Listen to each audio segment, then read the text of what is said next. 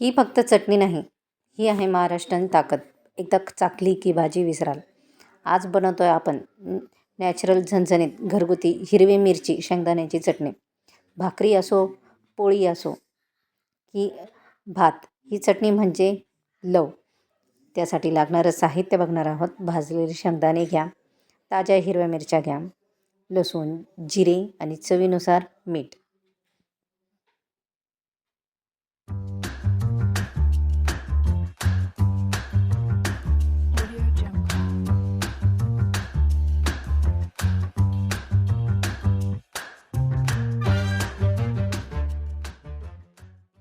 सर्वप्रथम शेंगदाणे व्यवस्थित भाजून त्याची सालटे काढून घ्यायचे आहे. त्यानंतर कोथिंबीर घ्यायची आहे, भरपूर कोथिंबीर, जिरे, हिरवी मिरची, लसूण आणि चवीनुसार मीठ. सर्वात प्रथम कढईमध्ये तेल गरम करून घ्या. आधी शेंगदाणे खुसखुशीत भाजून घ्या. मिरच्या, लसूण हलके परतून घ्या. तेल व्यवस्थित गरम झाले की त्यामध्ये हिरवी मिरचीची काप करून टाकायची, जेणेकरून तेलात ज्यावेळेस आपण हिरवी मिरची टाकतो त्यावेळेस ती उडते. त्यासाठी कधी पण मिरची तशीच अख्खी तेलामध्ये टाकायची नाही, ती फुटते. तर 2 भाग करून ॲड करायची कढईमध्ये.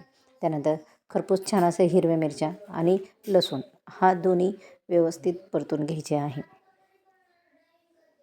लसूण आणि क्रिस्पी आणि हिरव्या मिरच्या देखील ही क्रिस्पी झाल्या तर त्याची चव अतिशय भन्नाट होते.